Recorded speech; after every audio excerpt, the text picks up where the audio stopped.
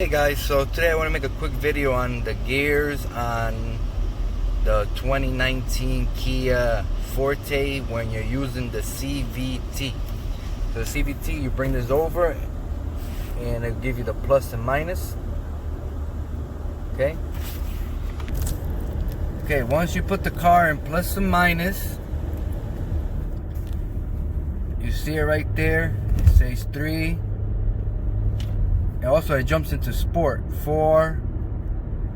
So I want to show you 5,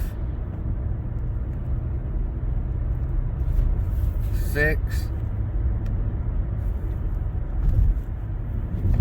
Can you believe 7? And I'm switching them fast because you usually don't switch them that quick, but I just want to show you guys.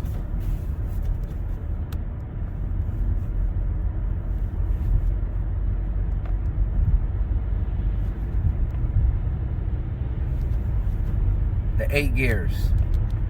Crazy. Awesome. Well, if you have any other question, like and subscribe, and thanks for watching. Then you downshift it. Awesome.